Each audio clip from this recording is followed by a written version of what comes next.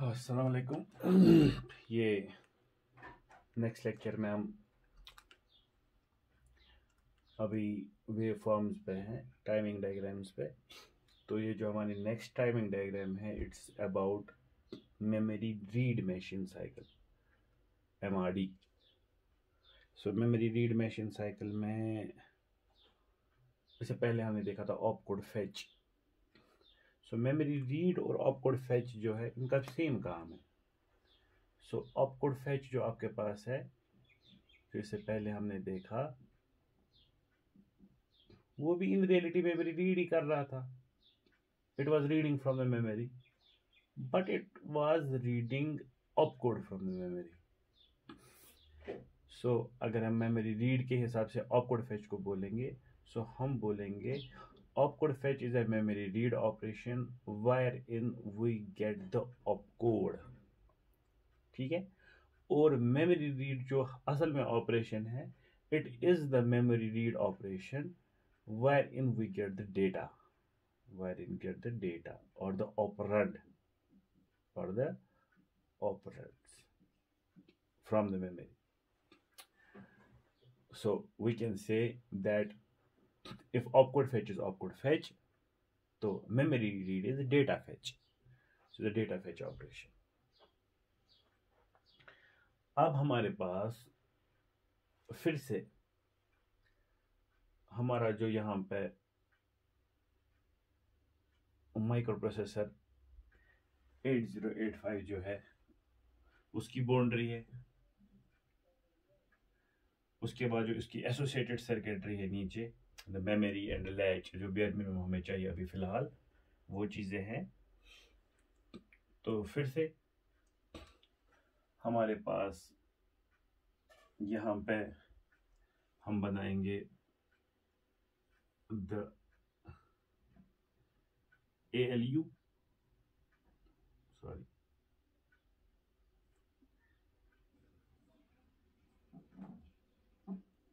the arithmetic logical unit. Then you have the accumulator. Then you have the temporary register, both connected to ALU. Output of ALU is connected to the data bus. Accumulator is connected to the data bus. Temporary register is connected to the data bus. Then you have the flag register F. It's connected to the data bus. Everything is connected to the data bus for data operation, है ना? कुछ भी transfer होगा, it will be through data bus, shared data bus. Everything shared its things to data bus. Okay. उसके बाद हमने थोड़ा सा बोला था, यहाँ पे कुछ दिखाई हुई है timing and control system, like ALE दिखाया हुआ है, देन मेमोरी रीड दिखाया हुआ है। ठीक है। सो फिर मैंने बोला था कि नहीं, टाइमिंग कंट्रोल यूनिट से जो हमने इससे पहले पढ़ा था कि यहाँ से कंट्रोल सिग्नल्स हर एक चीज़ के लिए जनरेट होती है। लाइक फॉर एग्जांपल हमारे पास यहाँ पे इंस्ट्रक्शन रजिस्टर है, इंस्ट्रक्शन डिकोडर है, टाइमिंग एंड कंट्रोल यूनिट है। यहाँ पे जो एक्यूमुलेटर यहाँ पे दिखाया हुआ, एक्यूमुलेटर यहाँ पे दिखाया हुआ है। ठीक है। So this A is actually accumulator. So from this timing and control unit, there will be control signals moving to accumulator, moving to temporary register, moving to your B, C, D, E, H, L, S, P program counter. ठीक है। और वो normally क्या controls होते हैं, अगर मैं accumulator को ही दिखाऊंगा तो यहाँ पे दो नॉर्मली होंगे। तो एक होता है लोड, दूसरा होता है आउटपुट एनेबल। और लोड आपको पता है वो होता है इनपुट। जब आप कुछ लिखना होगा तो ए का इनपुट साइड खुलेगा, जब आउटपुट एनेबल होगा तो इसका आउटपुट साइड खुलेगा, ताकि ये कुछ राइट कर सके या रीड कर सके। सो ओवरऑल ऐसे होता है। अब हमारे पास यहाँ पे लेट सपोज अभी हमें क्या करना है काम, अभी हमें अब रीड करना है डेटा को। We have to read data from the memory. किस चीज के लिए, कहाँ पे, क्यों रीड करना है, वो बात की बात है, वो इंस्ट्रक्शन की बात है, वो हमें इंस्ट्रक्शन बोलेगी। हमने अभी इससे पहले बोला कि जो हमारे पास कोई भी इंस्ट्रक्शन होगी, उस इंस्ट्रक्शन में हमारे पास दो हिस्से होंगे। सबसे पहला वाला जो होगा दैट विल बी ऑपकोड, जिसको हमें फेच करना पड़ेगा। तो the machine cycle will be the first machine cycle, that is opcode fetch. जिस ऑपकोड फेच से हमें पता चलेगा कि काम क्या है। तो वो opcode fetch late us suppose already हो गया है। अब लेट अस सपोज काम में क्या आ रहा है, दूसरी चीज कि हमें मेमोरी से कुछ रीड करना है। So the next thing will be memory read. So we have some data somewhere in the memory. Let us suppose अभी अगर हम लास्ट एग्जाम्पल में जाएंगे, जो इससे पहले लेक्चर में हमने एग्जाम्पल ली थी, लेट अस सपोज उसमें हमने रखा था कि 3E और 3B हमारे पास दो इंस्ट्रक्शंस थे, ठीक है। उसके बाद जो तीसरे लेवल पे हमारे पास तीसरा अब ये है, वहां पे कुछ डेटा है जैसे 20, सो this is now data and this data is to be taken and it's to be moved to some particular place, ठीक है, इसको कहीं पे ले जाना है। तो ऑब्वियसली अब चूंकि ये डेटा है, यहाँ पे सबसे पहला ख्याल ये आएगा कि चूंकि ये डेटा है, it won't be going to the IR, तो यहाँ पे IR का सर कट गया वहीं पे, it won't be going to the instruction decode, it won't be going to the timing and control unit, क्योंकि ये जो रास्ता है instruction register, instruction decoder, timing and control unit का, ये रास्ता खाली ऑपकोड फैच के लिए, क्योंकि ये रास्ता ही बोलता है आपको क्या काम है। अब वो काम हो गया, अब जो काम है उस काम के अंदर ये आ रहा है कि आपको यहाँ से डेटा उठाना और किसी जगह पे ले जाना, ठीक है। तो ठीक है, अब आपके पास डेटा बस पे डेटा जाएगा, सो अब आपके पास जो इसमें सोर्स है that is memory, but destination can't be IR, ID, time and control. The destination can be other things.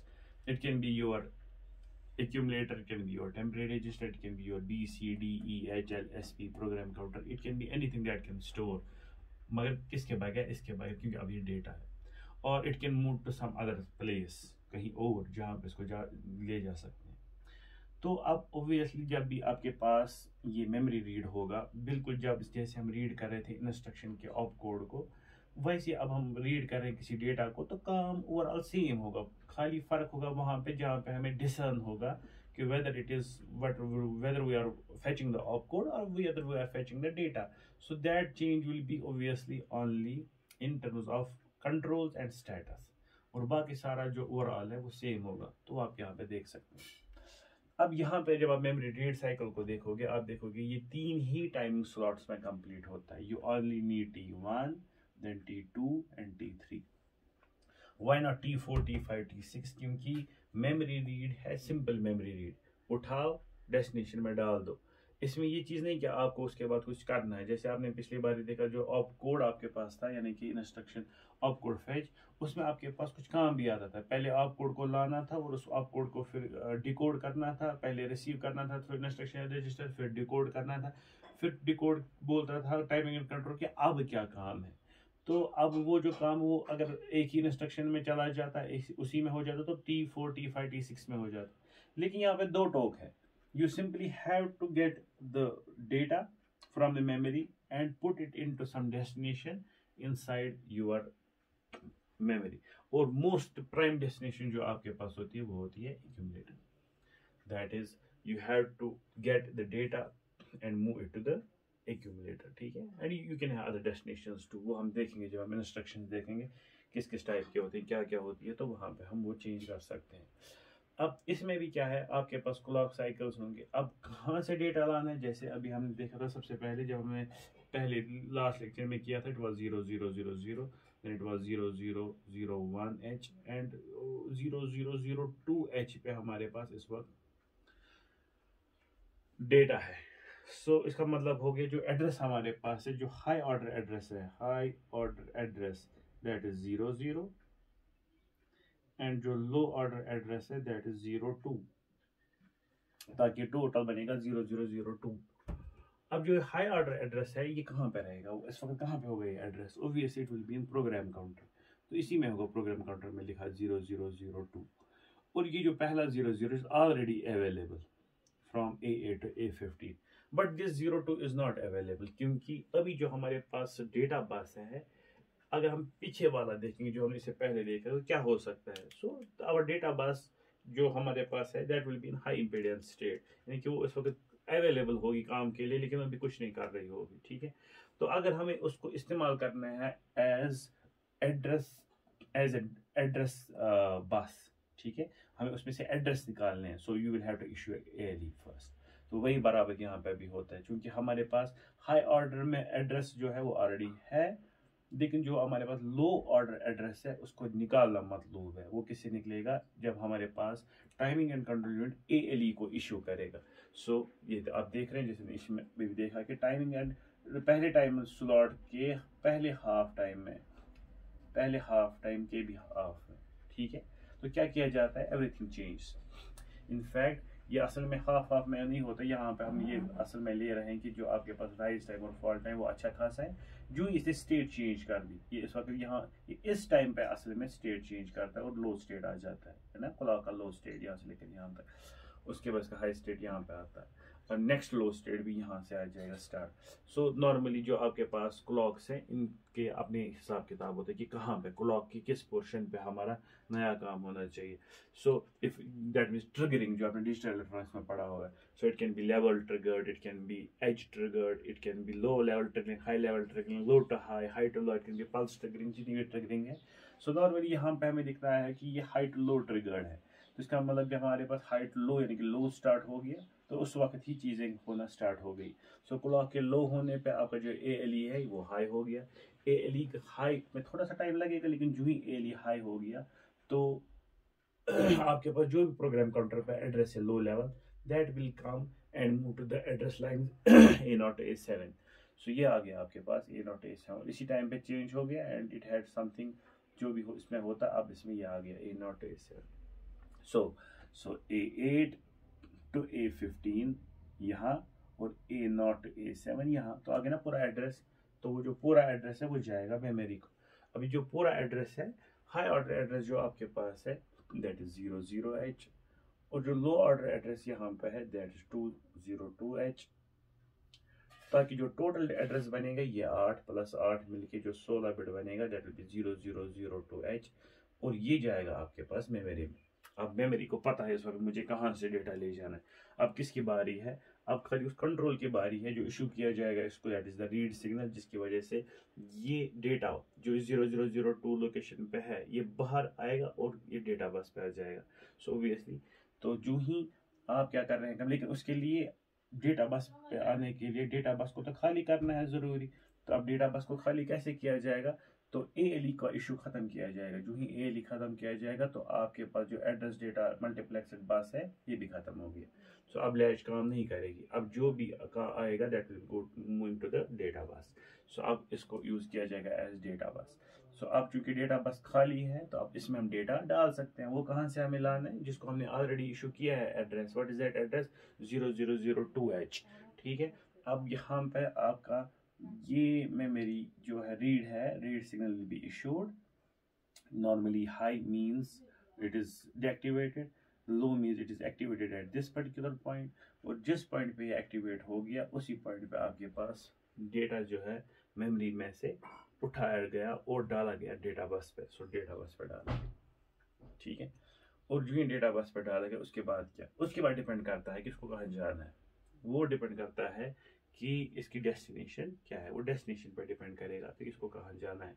Basic motive यहाँ पे है कि इसको हमने डेटा बस पर डाल दिया, जो ही डेटा बस पर डाल दिया फिर जिसका भी वहाँ पे कान खुला होगा वो उसमें जाएगा, चाहे एक्यूमुलेटर में, चाहे B में, C में, D में, E में, HL में, जो भी आपके डेटा बस के साथ लगे हुए हैं डायरेक्टली आइटम्स, तो उनमें किसी में भी जा सकता है। और जो ही वो ख़त्म हो जाएगा तो आपका रीड इशू वापस बंद हो जाएगा और आपका डेटा ट्रांसफ़र जो है वो कंप्लीट हो गया कि आपने मेमोरी से उठा के डेटा डाला डेटा बस पे और वो अपनी जो डेस्टिनेशन है वहाँ तक पहुँचेगा। सो बाय T3 जो आपके पास T3 लोकेशन है तो वहाँ तक आपका जो डेटा है वो अपनी डेस्टिनेशन पे चला गया होगा, ठीक है।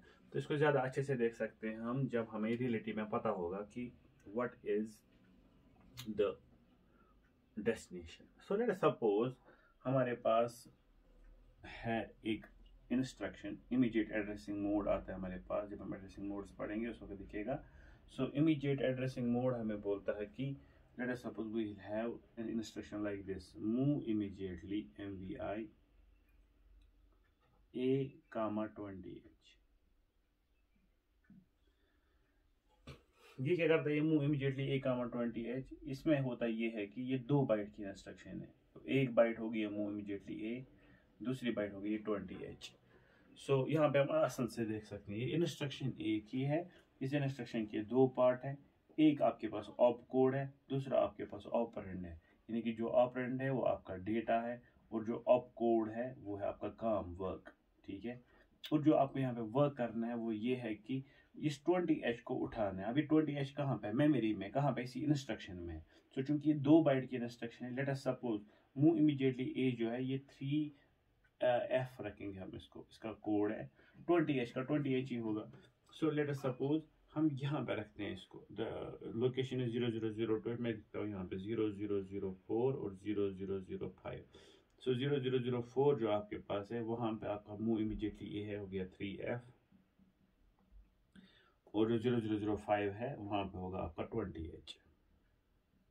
अब देखो मेमोरी एक ही है, ठीक है, 2 कंटेजियस लोकेशन है, एक है 0004, दूसरा है 0005, लेकिन जो 0004 आपके पास है वहाँ पे स्टोर्ड है आपका 3FH and this is op code जो आपको काम बोलेगा क्या करना है, और जो 005H है वो है 20H। अब काम क्या है इसका? काम बोलता है कि जो 20H है ये यहाँ से उठाना, इस 20H को उठाना और कहाँ डाल देना, और एक्यूमुलेटर में ले लेना।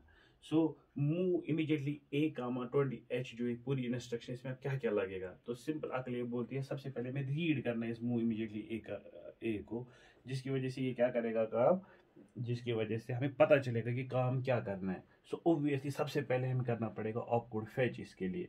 सो we will have the first machine cycle called opcode fetch, because this is the opcode we will have to fetch it first.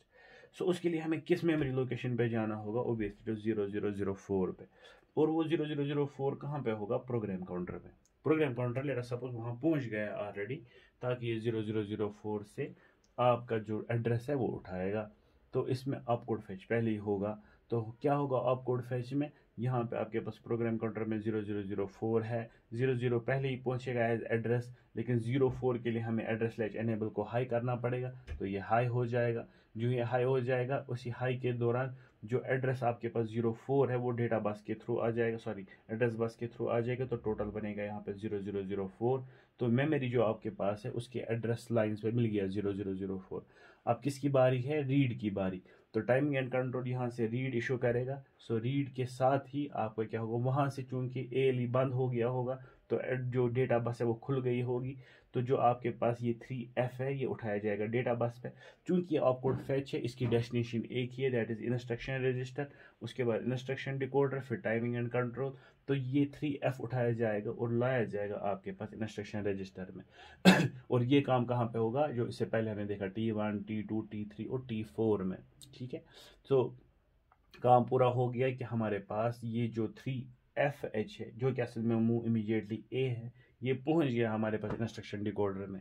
अब टाइमिंग एंड कंट्रोल यूनिट को पता है कि मुझे क्या करना है, depending on what it receives from instruction decoder, जो कि हमारा 3FH है और जिसका असल में काम है इमीडिएटली ए से मूव, ए बनेगा डेस्टिनेशन, 20H बनेगा हमारा सोर्स। मगर मसला 20H कहाँ पे? ये 20H फिर से मेमोरी में और नेक्स्ट मेमोरी लोकेशन में है। तो इसका मतलब हो गया ऑपकोड फैच का अभी इतना काम है।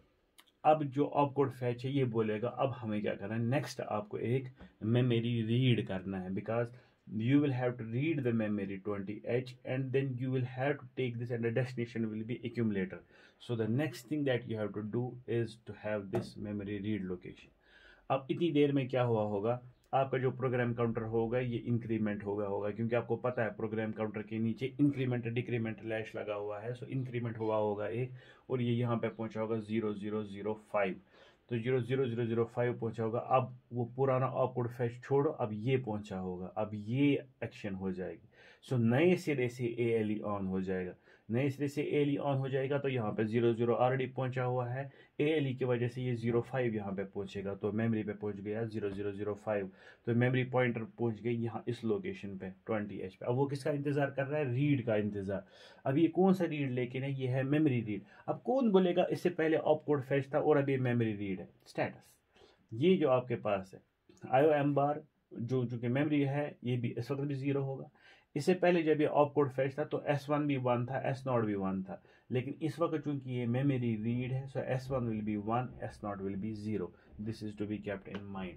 सो whenever we have read operation S1 has 1, S0 has 0। So आपके पास ये स्टेटस लाइन हमें बोलेंगी कि हाँ नहीं इस वक्त ये ऑपकोड फैच नहीं, ये हो रहा है हमारा मेमोरी रीड ऑपरेशन।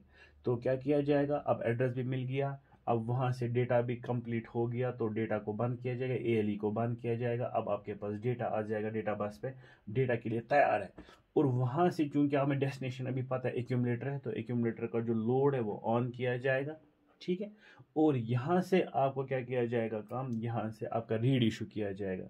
जो ये रीड इशू किया जाएगा डेटा बस पे आ जाएगा आपका 20H। ये 20H जो ही डेटा बस पे आ जाएगा, चूंकि हमें पता है एक्यूमुलेटर का खाली लोड ऑन है, तो ये पूरा 20H उठेगा और एक्यूमुलेटर में जाएगा और आपका पूरा इंस्ट्रक्शन का काम कंप्लीट हो गया। क्योंकि हमारा इंस्ट्रक्शन यही बोल रहा था कि 20H जो छुपा हुआ है यहाँ पे 0005 में, इसको उठाइए और किस में डाल दीजिए, internally to the accumulator of your microprocessor. So ये एक इंस्ट्रक्शन थी जिसमें आपके पास दो पार्ट्स थे, एक था ऑप कोड, दूसरा था ऑपरेंड। एक था आपके पास काम, दैट इज द फेल, और दूसरा था जिस पे काम करना, that is मफूल।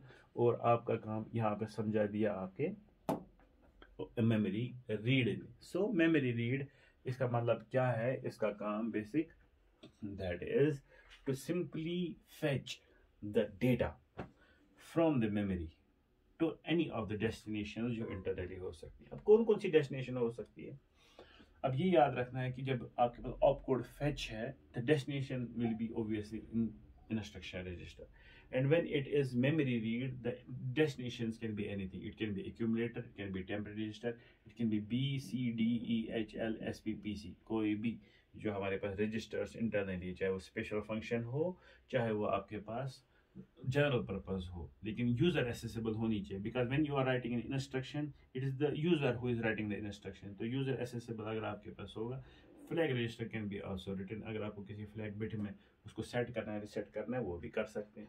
So all of these things can be done using memory read. So you must have some destination जहाँ पे आपके पास जाएगा। अब ये दो तरीके हैं, एक है जहाँ पे हमें डेस्टिनेशन पता है, जैसे मूव इमीडिएटली A, 20H, तो ये यूजर को ही पता है कि डेस्टिनेशन क्या है। लेकिन कभी ऐसा हो सकता है कि मेमोरी रीड इंटरनली होगा, तो उसमें यूजर को जरूरी नहीं है पता होगा, तो इंटरनली इसको जाना पड़ेगा और उसके बाद काम करना पड़ेगा। That is how things are done using the memory read operation, ठीक है। सो मेमोरी रीड में आपके पास सोर्स क्या है, मेमोरी, और आपके पास डेस्टिनेशन क्या है, any of the registers inside the microprocessor. हम डेस्टिनेशन सिंपली लिख सकते हैं the microprocessor itself, because memory is external to the microprocessor boundary, है ना। मेमोरी एक अलग आईसी होती है, लैच एक अलग आईसी होती है, माइक्रो प्रोसेसर 8085 का अलग आईसी होती है। तो हम सिंपली बोल सकते हैं जब भी हमें मेमोरी से कोई डेटा उठाना है और अंदर डाल देना है, किसमें, माइक्रो प्रोसेसर में, हम बोलेंगे उसको ये मेमोरी रीड है। ओके, अब हम आ जाएंगे दूसरे पे, that is memory right. So memory right machine cycle जो हमारा होता है, तो ये है मेमोरी राइट मशीन साइकिल, ठीक है। सो क्या हो गया memory write machine cycle, memory में राइट करना, दैट मीन जो माइक्रो प्रोसेसर है, इसकी जो बाउंड्री है, इसमें जो भी होगा उसको उठा के मेमोरी में डाल देना है। सो इसको हम बोलेंगे मेमोरी राइट हो गई। तो ऑब्वियसली मेमोरी को अगर राइट करना होगा तो हम पहले ही जानते हैं from interfacing that we will have the address lines जो है A0 to A15, there will data lines D0 to D7, and I will need यहाँ पे ये चेंज हो गया है ना, the control signal to the memory will change, will be now memory write not memory read. So it is memory write control signal that will obviously emanate from the timing and control unit. तो timing and control unit में से ही ये निकलता है, वहीं से आ जाता है। तो अब मेमोरी राइट जो आपके पास है, इस मशीन साइकिल में भी आपके पास 3 टी स्टेट्स हैं। It also happens in 3 time cycles. तो सबसे पहला टाइम साइकिल बहुत महत्व का है, तो इसमें जो ही आपके पास ये लॉजिक लो हो जाता है तो उसी वक्त सारी गतिविधियां स्टार्ट हो जाती हैं। सो क्या क्या, सबसे पहले address will be change, that means address will be updated. कौन सा एड्रेस, ऑब्वियसली मेमोरी की वो लोकेशन जहाँ जिसको हमें लिखना है ना। अभी हम इससे पहले मेमोरी रीड कर रहे तो हमें वो लोकेशन होती थी जहाँ से हमें रीड करना। अब जिस पॉइंट पे हमें लिखना है, जिस मेमोरी लोकेशन पे हमें लिखना है, लेट अस सपोज ये हमारे पास है 0 0, let us suppose it is 2002, ठीक है। So 2002 is the memory location. कोई memory location, there are from 0000 to FFF we can have anyone. So 2002 is one of the memory location. इस memory location पे मुझे लिखना है। सो सबसे पहले मुझे क्या चाहिए, इसका एड्रेस। सो इसका लोअर ऑर्डर एड्रेस 02 है और हायर ऑर्डर एड्रेस 20 है। जो हायर ऑर्डर एड्रेस वो पहले ही आपके पास प्रोग्राम काउंटर के पास होगा, so it will be 20 and lower will be 02। So 20 will be available already why? Because higher order address bus is not shared, it is not multiplexed, but this 02 will be only available when you will address latch it. That means जब आप ALE को करेंगे activate, और आपको पता है ALE gets activated by active high, तो जो ही क्लॉक साइकिल ऑन हो गया यहाँ पे तो ALE को एक्टिवेट किया गया। जो ही ALE एक्टिवेट हो गया तो आपके पास जो मल्टीप्लेक्स एड्रेस डेटा बस है 87 to 89, इस पे आ गया एड्रेस। ठीक है, एक चीज़ यहाँ पे जहन नशीन करने की ज़रूरी है, वो ये है कि ये जो आप यहाँ पे AD0 to 87 लिख रहे हैं ना, ये है दिस मल्टीप्लेक्स एड्रेस डेटा बस, ये यहाँ बाहर वाली चीज़ नहीं है। सो हम यहाँ पे अलग से लिख सकते हैं A0 to A7, और हम अलग से लिख सकते हैं D0 to D7, वो भी हम, क्योंकि हमारे पास यहाँ पे जो आउटपुट आएगा this will be obviously D0 to D7, और ये हमारे हमेशा होगा A0 to A7। लेकिन जो ये जब ये मल्टीप्लेक्सड है उस वक्त ये है आपके पास AD0 to AD7।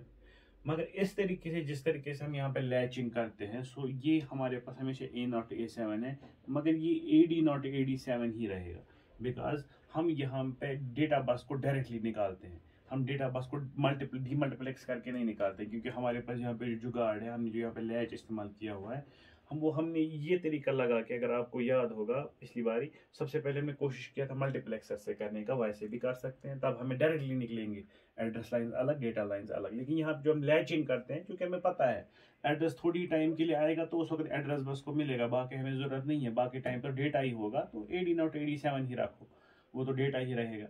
लेकिन जिस टाइम के लिए हमें एड्रेस चाहिए तो उसमें एड्रेस बाहर निकालो, तो उसके लिए हमें एड्रेस स्लैश लगाते थे, वही यहाँ पे भी है। तो ये जो AD0 to AD7 है, यहाँ की बारी है, not after the latch, it is before the latch. तो ये इसीलिए बोलता है कि उस वक्त आपके पास जो AD0 to AD7 है वो क्या एक्ट करेगा, सो क्या करा, एक्ट एज एड्रेस बस और that is acting as a data bus. तो normally it is acting as an address bus, so A0 to A7 आपके पास आएगा। So this A0 to A7 will be, this AD0 to AD7 will be acting as A0 to A7 when this latch is enabled using ALE, and then it is acting as data। तो उस वक्त ये output तो आएगा भी नहीं, because latch is simply of, तो AD0 to AD7 will be D0 to D7। ठीक है ना। तो अब चूंकि राइट करना है हमें, तो राइट में आपको और एक चीज याद रखना है, that the status signal S0 and S1 will be reversed। now S1 will be 0 and S0 will be 1। तो ये हमें यहाँ पे डिपिक्ट करता है कि ये राइट ऑपरेशन है, वरना IOM बार जो है वो हमेशा 0 ही रहता है, क्योंकि ये सारी मेमोरी ऑपरेशंस है। सो IOM bar will not change for any of them, ना ये ऑपकोड फैच के लिए चेंज होगा, ना ये मेमोरी रीड के लिए चेंज होगा, ना ये मेमोरी राइट के लिए चेंज होगा, because opcode fetch as well as memory read as well as memory write are all memory operations, so it will remain 0। खाली क्या चेंज होता है जिससे हम डिसाइड कर सकते हैं कि ये ऑपकोड फैच है, मेमोरी रीड है कि मेमोरी राइट है, is S0 and S1। So if S0 and S1 both are 1 means opcode fetch, if S0 and S0 is 0, S1 is 1 means it is memory read, and if उल्टा होगा S1 is 0 and S0 is 1 will be it is memory write operation। so this time it is memory write operation। so now अब जो हमारे पास यहाँ पे signal है read वाली, अगर हम यहाँ पे रीड भी दिखाएंगे नीचे, so that will be always high, that will B high, क्योंकि यहाँ पे रीड इस्तेमाल ही नहीं हो रहा है। ठीक है, और राइट भी पहले हाई होगा, लेकिन कितनी देर तक लो रहेगा, जितनी देर तक इसको एक्टिवेट करना है। ये कब एक्टिवेट होगा, जो ही ALE आपका खत्म होगा, जो ही एड्रेस का काम खत्म होगा। तो अब आप यहाँ पे क्या कर रहे हो, काम उठा रहे हो डेटा और डाल रहे हो डेटा बस पे। चूंकि ये राइट ऑपरेशन है, तो ये माइक्रो प्रोसेसर का काम है, वो कब डेटा बस पे डाल देगा डेटा, और उसके बाद वो पहुंचेगा मेमोरी पे। तो अगर यहाँ पे देखो, there is some difference between this and memory write and memory write cycle and memory read cycle. यहाँ पे देख लीजिए, जो आपके पास मेमोरी रीड मशीन साइकिल है, वहां पे थोड़ा टाइम है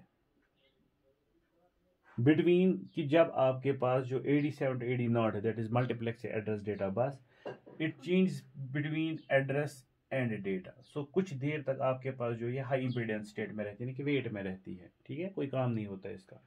लेकिन जब हम देखते हैं मेमोरी राइट साइकिल को, तो उस वक्त A7 A0 जो ही आपका ख़त्म हो जाता है तो आपके पास डेटा आ जाता है फ्रॉम CPU। ये इतना जल्दी क्यों हो जाता है? क्योंकि इट इज़ राइट। राइट का मतलब होगी क्योंकि जो ही एड्रेस लाइन ख़त्म हो गई, आपके पास अभी मेमोरी जो होगी वहाँ पर, लेकिन माइक्रो प्रोसेसर को ही डेटा उठा के डालना है तो ये जल्दी कर सकता है ना। सो obviously it will be doing it fast because it has to put its data on the data bus, it will be doing it fast as compared to जब मेमोरी उठा के डेटा डालेगा अपने डेटा बस में, क्योंकि memory को पहले करना पड़ेगा रीड करने के बाद वो उठाएगा डेटा डालेगा डेटा बस पे। तो इसका मतलब है एड्रेसिंग के बाद और फिर डेटा रखना, तो उसमें थोड़ा टाइम लगेगा, वो मेमोरी का काम है, इसलिए वहाँ पे वो थोड़ा टाइम है। लेकिन यहाँ पे एड्रेस करने के बाद डेटा डालना वो माइक्रो प्रोसेसर का काम है, that will be doing fast. So इसीलिए यहाँ पे कोई टाइम बीच में नहीं, डूइंग इट फास्ट। एंड जो CPU पे से डेटा आ गया वो एड्रेस बस पे, सॉरी डेटा बस पे अवेलेबल है। सो यहाँ से लेकर यहाँ तक पूरा डेटा अब अवेलेबल है। अब ये किसका काम है? मेमोरी का काम है। वो कब आपके पास इशू हो जाएगा राइट, और उसमें राइट किया जाएगा। सो जो ही राइट इशू हो जाएगा, so data will be put in and it will go to the memory location जिसको इसमें एड्रेस किया गया था, that was 2002। So this is overall your memory write cycle. So memory write and memory read. तो ये चीज़ जो है ये ज़्यादा समझ आ जाएगी जब हम इंस्ट्रक्शन साइकिल्स पढ़ेंगे, और उन इंस्ट्रक्शन में डिफरेंट इंस्ट्रक्शन में देखेंगे कि उनके मशीन साइकिल्स जो हैं या उनके जो इंस्ट्रक्शन साइकिल्स हैं उनकी टाइमिंग डायग्राम्स में हमें अच्छे से समझ आएगा how these are being done. अब हमें और दो चीज़ें हमारे पास हैं, दैट इज IO रीड और IO राइट। उसके बाद हमारे पास एक्सटेंडेड है, तो वो एक्सटेंडेड भी देखे जाएंगे अपने टाइम पे जब इंटरप्ट्स पढ़ेंगे और वेट देखेंगे जब हमारे पास रेडी सिग्नल होगी। तो फिलहाल हमारे पास अब IO आ गया। तो मज़े की बात यह है कि जो आपके पास IO है, IO रीड, ये भी 3 ही क्लॉक साइकिल्स में हो जाता है, और इनफैक्ट जो आपके पास IO राइट होगा वो भी 3 ही क्लॉक साइकिल्स में होगा। तो all of these read and right cycles जो हैं they are done in only 3 timing slots, 3 T states। अब यहाँ पे मोटिवेशन क्या है इसकी? अभी इनपुट आउटपुट है, it's IO। IO means there will be now input output devices, so it is IO read। IO read means you have to read an input output device, that means you have to bring in the data from an input device। ये input device है। सो अभी तक हमारे पास यहाँ पे memory थी, ठीक है, तो अभी यहाँ पे हमारे पास मेमोरी नहीं है। सो मसला है मेमोरी कहाँ चली जाएगी? फिर ये क्या बात हुई कि आपके पास मेमोरी ही नहीं है, ठीक है। तो होता ये है कि हम मान लेते हैं कि ऑलरेडी हमारे पास इसके साथ मेमोरी भी है, ठीक है। So let us suppose we have, because memory के बगैर कुछ हो नहीं सकता है। क्यों? क्योंकि आपके पास जो इंस्ट्रक्शंस है ना, इनपुट आउटपुट वाली इंस्ट्रक्शंस भी, ये भी स्टोर होंगी मेमोरी में ही। So obviously from timing and control unit you will have read here, you will have the write also, so you will have this data bus going here also, and you will have this address bus going here also, ठीक है। अब यहाँ पे इन्होंने क्यों नहीं दिखाया हुआ इस प्रेजेंटेशन में इस मेमोरी को? बिकॉज ये काम ऑलरेडी हो चुका होगा। दैट मीन्स जो इंस्ट्रक्शंस हमें जिनसे हमारा काम होता है इनपुट आउटपुट का, वो ऑलरेडी हो चुका होगा। अब हमारा काम होगा इनपुट आउटपुट को रीड करना, यानी कि जो इनपुट डिवाइस हमारे पास है वहाँ पे जो डेटा अवेलेबल होगा उसको रीड करना। तो उसमें क्या होगा? तो सिंपल है, अगर हमारे पास इनपुट डिवाइस है, ठीक है, सो इनपुट डिवाइस क्या हो सकता है? लेट अस सपोज ये हमारी स्विच एरे हो सकती है, या हमारे पास कोई सेंसर हो सकता है सपोज। तो हमने कोई स्विच प्रेस किया हो या हमारे पास कोई सेंस हो गया कोई डेटा, तो हमारे इनपुट डेटा जो आ गया, इस पे डेटा आ गया। सो लेट अस सपोज इस पे डेटा आ गया 20H। अब हमारा ये मोटिव है कि जो 20H है ये उठना चाहिए और जाना चाहिए अंदर, ठीक है, वही हो गया इनपुट आउटपुट रीड। लेकिन यहाँ पे ये कहाँ जाएगा? Mostly it goes into the accumulator, it can go into other places also, लेकिन mostly in fact 100% of the times ये ज़्यादा एक्यूमुलेटर में ही, क्योंकि यहाँ पे जब आप इनपुट आउटपुट डिवाइसेस पे काम करते हो, IO रीड और IO राइट करते हैं, इसमें हमारे पास खाली दो इंस्ट्रक्शंस होती है जो काम करती हैं, एक है इन और दूसरी है आउट। और फुल इंस्ट्रक्शन जो होता है हमारे पास यहाँ पे होता है इन और उसके बाद होता है एड्रेस, और ये एड्रेस 8 बिट का होता है because it is IO mapped IO। और आउट एड्रेस ये हमने ऑलरेडी देख चुके हैं इंटरफेसिंग में, इन और out instructions. So in and 8 bit address, out and 8 bit address. और ये किसका एड्रेस होता है? ये 8 बिट एड्रेस ये हमारे पास इनपुट आउटपुट का होता है, IO डिवाइस का। जो ये इनपुट आउटपुट डिवाइस है, सपोज ये इनपुट डिवाइस है, इसका जो एड्रेस है हमारे पास that is 45H is 45H। तो क्या है ये? It is in, it's out, it's 8 bit address. तो मैंने बोला लेट अस सपोज इसका एड्रेस 45H है। बोलोगे ये कहाँ से आ गया? ये इंटरफेसिंग से आएगा, जो हमने इससे पहले इनपुट आउटपुट इंटरफेसिंग देखी है, थोड़ी सी ही देखी है, लेकिन उसमें आपको इतना समझ आ गया कि देयर इज एन एड्रेस। जो हम इंटरफेसिंग करते हैं उसे हमें एक एड्रेस मिलता है, एक ही एड्रेस मिलता है एक इनपुट डिवाइस को, या एक एड्रेस मिलेगा एक आउटपुट डिवाइस को। क्योंकि अभी हमारे पास एक इनपुट डिवाइस है, हमने लैच इस्तेमाल किया होगा इसके लिए, जैसे यहाँ पे लैच है, तो उस लैच की वजह से हमारे पास जो इनपुट डिवाइस है वहां से डेटा आ जाएगा। ठीक है,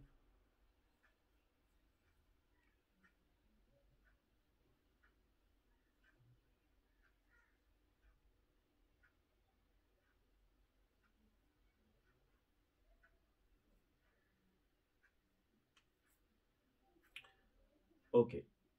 सो क्या होगा? अब ये इनपुट डिवाइस जो हमारे पास है, इट इज 45H इसका एड्रेस है, इसमें जो डेटा स्टोर है वो 20H है। और हमारा मोटिव है कि 45H के इस इनपुट डिवाइस पे जो डेटा स्टोर है, this 20H is to be moved to the accumulator. ये हमारा मोटिव है। अब इसकी इंस्ट्रक्शन में जो हमारे पास है क्या होगा, इस पूरे 3 क्लॉक साइकिल में कंप्लीट होगा। तो सबसे पहले इसमें क्या होगा, we will have an ALE here also. Okay,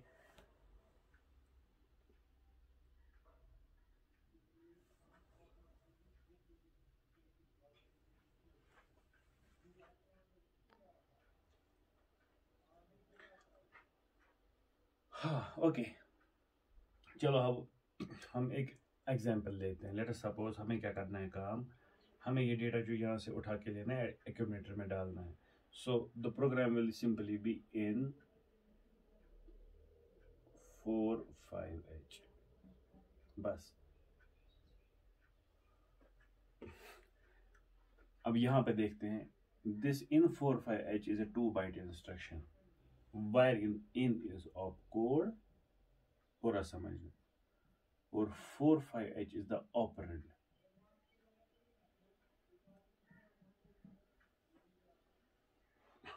so op code and operand. तो सबसे पहले क्या होगा, सबसे पहली चीज जो हमारे पास यहाँ पे होगी, फिलहाल हम छोड़ देते हैं IO रीड मेमोरी साइकिल को। सबसे पहली जो बात होगी दैट विल बी, हमारी जो इन 45H है ये कहीं पे लिखी होगी। कहाँ पे लिखी होगी? Obviously we can't write the instruction and data into the input device, नहीं लिख सकते। तो कहाँ पे लिख सकते हैं? मेमोरी में। तो हमारे पास मेमोरी पड़ी हुई है, तो इस मेमोरी में हमने पास let us suppose 0000 memory location जो है वहाँ पे इन स्टोर्ड है, जिसका असल में कोड होगा लेट अस सपोज 3D। उसके बाद नेक्स्ट लोकेशन में 45 स्टोर्ड है, दैट इज द डेटा, क्योंकि यही डेटा हमें असल में बोलेगा कि एड्रेस हमारे पास कहाँ पे है, नेक्स्ट जहाँ पे हमें जाना है। सो क्या चीज़ें होंगी सबसे पहले? सबसे पहले हमारे पास होगा op code fetch. Op code fetch क्या हो गया? ऑप कोड फैच हो गया, हमें लाया जाएगा पहले 3D। ठीक है, तो सबसे पहले प्रोग्राम काउंटर में होगा 0000, तो इसका मतलब है प्रोग्राम काउंटर जाएगा 0000 पे। तो वो सारा कुछ होगा जो हमारे पास ऑप कोड फैच में होता है। ठीक है ना? मैं कोशिश करूंगा ऑप कोड फैच लाने की।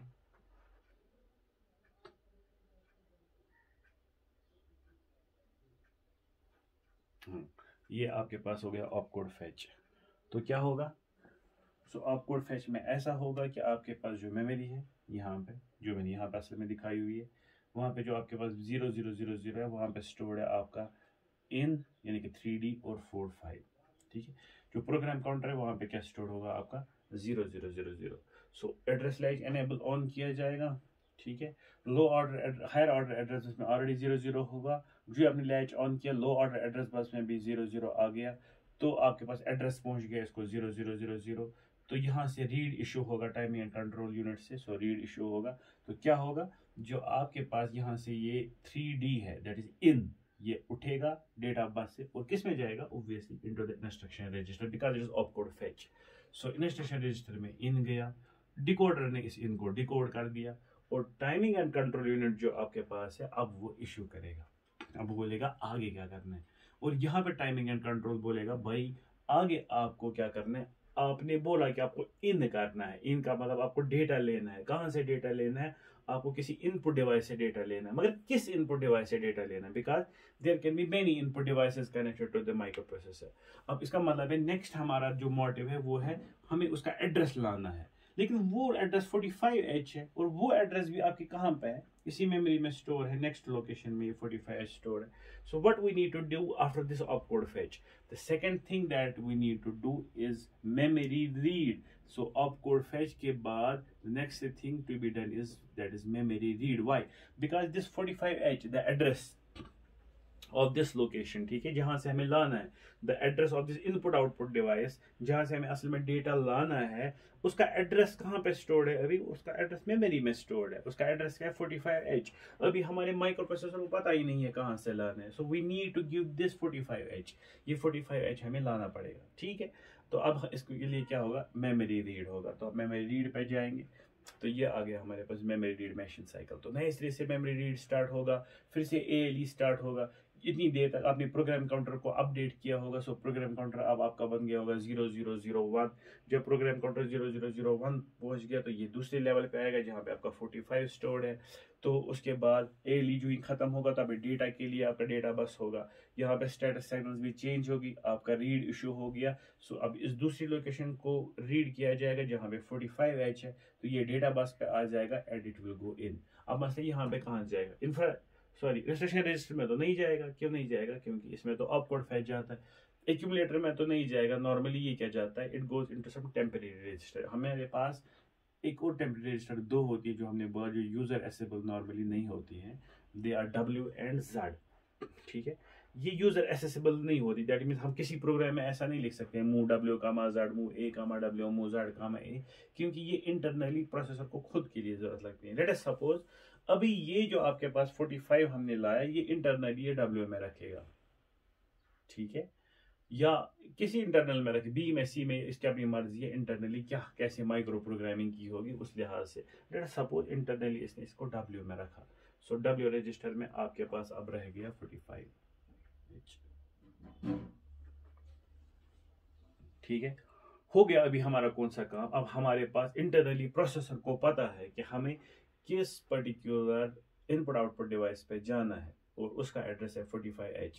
अब मेमोरी का काम खत्म, क्योंकि मेमोरी में हमारा काम था इस इंस्ट्रक्शन को लाना, ठीक है, ऑपकोड भी लाया, उसके बाद हमने ऑपरेंड भी लाया। अब हमारा काम है कि आगे क्या काम होगा। अब जो नेक्स्ट काम आगे होगा that is to get the data from this, ये क्या है, मेमोरी राइट हमें करना है। तो हमारे पास है IO रीड है ना, तो अब हमारे पास यहाँ पहुंच गए हैं हम। तो यहाँ पे ये वाला हमने काम कर दिया, 3D और 45 जो हमने वो लाया वो हमारे पास W में रजिस्टर में अब है 45H, ठीक है। तो अब हमारा काम है इस 45H वाले इनपुट डिवाइस पे जाना, वहां से 20H उठाना और उसको एक्यूमुलेटर में डालना, ठीक है। तो उसके लिए क्या होगा, तो इसका जो तीसरा पार्ट होगा इस इंस्ट्रक्शन साइकिल में, जो तीसरी चीज होगी जो होगी, पहला क्या हुआ था, पहला हुआ था इंस्ट्रक्शन ऑपकोड फेच, उसके बाद क्या हुआ था मेमोरी रीड, और उसके बाद अब हो जाएगा IO read. That means I have to now go to the input output device and read the data and then put it into its destination, ठीक है। तो यहाँ पे क्या होगा, so simply ALE will be put again। अब ALE क्यों लाया जाएगा, क्योंकि एड्रेस अभी भी जरूरत है हमें, क्योंकि अब हमें नए एड्रेस की जरूरत है, और वो एड्रेस कौन सा है, वो एड्रेस है हमें इस इनपुट डिवाइस का एड्रेस जहाँ पे हमें जाना होगा, ठीक है। तो अब इनपुट एड्रेस जो हमारे पास है, इनपुट डिवाइस, इसका एड्रेस क्या है? इसका एड्रेस है 45H। और वो 45H कहाँ पे स्टोर्ड है? वो 45H हमारा स्टोर्ड है हमारे किसी टेम्परेरी रजिस्टर में, late us suppose internally W में और Z में। अब क्या किया जाएगा, ये 45H सीधे प्रोग्राम काउंटर में लाया जाएगा 45, यहाँ पे भी रखा जाएगा 45। क्यों?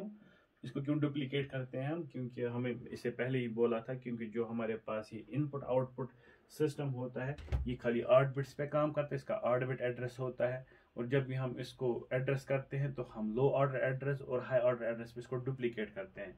तो अगर इसका एड्रेस 45H है, हम लो ऑर्डर एड्रेस पे भी वही डालेंगे, हाई ऑर्डर एड्रेस पे भी वही डालेंगे। इसलिए यहाँ पे लिखा हुआ है A15 to A8 भी वही है और A7 to A0, दो में से कोई भी इस्तेमाल किया जाएगा। इसमें हमने पर्टिकुलर इंटरफेसिंग और एड्रेसिंग की हुई तो इसको सिलेक्शन मिलेगी। जब ये सिलेक्ट हो गया अपन दिस एड्रेस, अब हमारा सिंपल काम है IO रीड इशू करना। तो रीड फिर से आएगा वही रीड जो हमारे पास था, लेकिन अब खाली यहाँ पे चेंज होगा। इसको मेमोरी रीड से IO रीड कौन बनाएगा?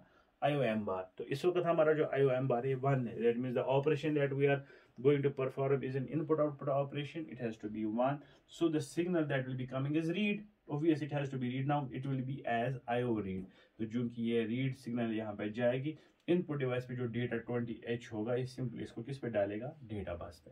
सो ये डेटा बस पे जो ही पहुंचा, डेटा बस पे एक ही चीज खुली हुई है इस वक्त, दैट इज एक्यूमुलेटर। बाकी सारे बंद है, क्योंकि IO रीड ही वो बोलता है कि आपके पास जो डेटा है that will go into the accumulator. So यहाँ पे जो डेटा आ गया वो सीधे एक्यूमुलेटर में चला गया। सो 20H will go into the accumulator. तो दैट मीन्स आपने क्या किया काम? आपने एक मैशिंग साइकिल चलाया जिससे आपने क्या किया, एक इनपुट डिवाइस से डेटा उठाया और उसको डाला एक्यूमुलेटर में। लेकिन उसके पीछे और दो मैशिंग साइकिल्स ने काम किया था, जो बैकग्राउंड काम किया था इसको काबिल बनाने के लिए, इसको कामयाब करने के लिए। वो कौन कौन सा? ऑपकोड फेच और मेमोरी रीड साइकिल था। सो अगर हम अलग से IO रीड साइकिल को देखेंगे तो हमें खाली इतना देखना है कि we will have to get the data from some input device that will have some address and put it into the accumulator. For that I will have need that IO address. So यहाँ पे अगर आप देखोगे IO address because it is same 8 bit, then you will have that data that will be stored, ठीक है, that will be stored into that device. तो यहाँ पे थोड़ा टाइम लगेगा, इसलिए बीच में डॉट्स दिए हुए हैं, क्योंकि आउटपुट डिवाइस से लाना है और उसको डाल देना है डेटा बस पे। सो इसमें थोड़ा सा टाइम लग रहा है। रीड इशू हो गया और उसके बाद ये काम आपका हो जाएगा। तो साथ में आपके पास स्टेटस का ख्याल रखना है, क्योंकि ये रीड ऑपरेशन है तो रीड ऑपरेशन के टाइम S1 1 होता है, S0 0 होता है। चूंकि IO ऑपरेशन है तो IOM bar will be 1. So this is how input output read will be done.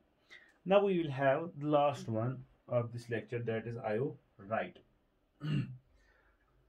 अब IO write हो गया उल्टा। अब IO write के लिए आपके पास क्या होगा? You will have an output device. So you will have an output device. Let us suppose what can be the output device? An LED or an LED array or a hexadecimal LED, है ना, कुछ भी, or a console or some actuator, bulb, anything.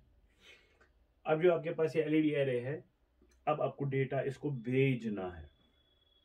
तो same भी जिस तरीके से हमने देखा इनपुट हमारे पास था, उसी तरीके से हमारे पास आउटपुट होगा। सो ऐसा कुछ अगर हमें करना है, you will have thing like this, output that's out address 8 bit. So इस वक्त लेट अस सपोज इसका एड्रेस है 45H आउटपुट डिवाइस का, जैसे हमने अभी देखा था। तो आपके प्रोसेसर को कुछ डेटा है एक्यूमुलेटर में, जिसको उठा के कहाँ पे भेजना है? इसको सीधे उठा के भेजना है 45H में। और इसमें भी बराबर जो आपके इंस्ट्रक्शन होगी वो ऐसी होगी, आउट 45H। तो अगेन 2 बाइट की इंस्ट्रक्शन, 1 बाइट में आउट छुपा हुआ होगा, दूसरे बाइट में 45 होगा। सो let us again suppose 3D में यहाँ पे नहीं रखता मैं, अब 2D रखता हूँ और आउट जो हमारे पास है वो मैं लिखता हूँ। तो पहली लोकेशन पे स्टोर हमारा है आउट, दैट इज 2D, और फिर स्टोर है हाँ किस मेमोरी लोकेशन से हमें लाना है, क्योंकि इनपुट आउटपुट लोकेशन है। So it will be 45H, तो ये यहाँ पे स्टोर होगा। तो सबसे पहले क्या होगा? बैकग्राउंड प्रोसेस में सबसे पहले ऑपकोड फेच होगा। तो ऑपकोड फेच क्या किया करेगा? ये 20 उठा के ला जाएगा इंस्ट्रक्शन रजिस्टर में। इंस्ट्रक्शन डिकोडर इसको देख के पता करेगा कि असल में आउट इंस्ट्रक्शन हो रही है। तो ये टाइमिंग एंड कंट्रोल को बोलेगा कि नया एक मैशिंग साइकिल चलाइए जिसका नाम होगा मेमोरी रीड, ताकि हम वो एड्रेस रीड कर सकें जहां पे हमें डेटा भेजना है। क्योंकि वो 45H है और वो मेमोरी में है तो मेमोरी रीड चलाया जाएगा। मेमोरी रीड में फिर से एड्रेस अपडेट होगा, वो एड्रेस इसका होगा 0001 नाउ, क्योंकि अभी था वो 0000, तो यहाँ से 45H उठाया जाएगा, तो मेमोरी रीड का कंप्लीट होगा, it will go into some temporary location this 45H। उसके बाद नेक्स्ट क्या होगा, next program counter will be updated, उसमें ये 45H डाला जाएगा दोनों जगहों पे, so that your addresses will be updated. So in the next machine cycle that will be IO write, what will happen, this will happen कि आपका ALE फिर से ऑन किया जाएगा। ALE की वजह से जो आपके पास एड्रेसेस हैं, चाहे वो A8 A15 पे या AD0 AD7 पे है, वो दोनों फिर से सेम हो जाएंगे, क्योंकि खाली 8 बिट के हैं, उनको हमने कॉपी किया होगा, दोनों साइड पे रखा होगा, मिरर किया होगा। तो आपके आउटपुट डिवाइस को सिलेक्ट किया जाएगा और हमारा फिर खाली काम है IO राइट का। या असल में IO राइट नहीं, ये वही राइट है जो आप इस्तेमाल कर रहे हैं, लेकिन IO M बार चूंकि यहाँ पे 1 हुआ होगा तो ये बन जाएगा IO राइट, और हमारा आउटपुट डिवाइस जो है इस पे जो डेटा है वो दिखाया जाएगा बाहर की ओर से LED एरे, मगर लिया कहाँ जाएगा, फ्रॉम द डेटा बस। डेटा बस पे कहाँ से आया होगा, एक्यूमुलेटर से। एक्यूमुलेटर से ये कब डाला गया इस डेटा बस पे, जो ही हमारा यहाँ पे IO एड्रेस आ गया और जो ही हमारे यहाँ पे राइट आ गया, राइट के साथ ही जो डेटा हमारे माइक्रो प्रोसेसर यूनिट के पास था, that means in accumulator, it came to the data bus, क्योंकि डेटा बस डायरेक्टली कनेक्टेड है आउटपुट डिवाइस के साथ, और कोई चीज अभी कनेक्टेड नहीं है, बाकी सारे बंद है। So output device will get the data and it will be shown on LED। And what is that data? That data is whatever is inside this accumulator. So let us suppose inside the accumulator there is 20H. This 20H will be moved to your output device and it will be shown on the LED array. So actually अभी हमने वैसे sorry जो इससे पहले lecture और इस lecture है में हमने देखा कि हमने 2-3 तरीके के डिफरेंट इंस्ट्रक्शंस देखे। फिर हमने देखा कि जो हमारी इंस्ट्रक्शंस है, आदि इंस्ट्रक्शंस है जो सिंपली ऑपकोड फैच के साथ ही काम कर देती है। आदि इंस्ट्रक्शन जो है जिसमें ऑपकोड फैच लग गया और आपके पास एक मेमोरी रीड साइकिल लग गया। इसी तरीके से ये जो हमने देखी, इसमें एक ऑपकोड फैच लगता है, फिर मेमोरी रीड लगता है, फिर आपके पास IO रीड लगता है। यहाँ पे आपके पास ऑपकोड फैच लगता है, फिर मेमोरी रीड लगता है, फिर मेमोरी राइट लगता है, IO राइट लगता है। तो इसका मतलब ये है कि जो भी हमारे पास इंस्ट्रक्शंस डिफरेंट है, जितने भी हैं, ठीक है, वो सब जो है उनमें डिफरेंट तरीकों की कम्बिनेशन इन्हीं मैशिंग साइकिल्स की होती है। तो अभी हमने यहाँ पे 5 मैशिंग साइकिल्स देखे। तो हर एक इंस्ट्रक्शन में सबसे पहला मैशिंग साइकिल जो होगा वो हमेशा होगा ऑपकोड फैच। उसके बाद वाले 2, 3, 4, 5 जो different types of mashing cycle उसके बाद हो रहे हैं, उन्हीं के डिफरेंट कॉम्बिनेशंस होती हैं, और उन्हीं डिफरेंट कॉम्बिनेशन से हमें डिफरेंट इंस्ट्रक्शंस बनते हैं जो डिफरेंट टाइप्स के होते हैं। सो नेक्स्ट क्लास में हम इंशाल्लाह डिफरेंट टाइप्स ऑफ इंस्ट्रक्शंस देखेंगे, फिर उनको हम चेक करेंगे on the basis of this architecture और on the basis of the timing diagram जो उनके स्पेसिफिक होगी।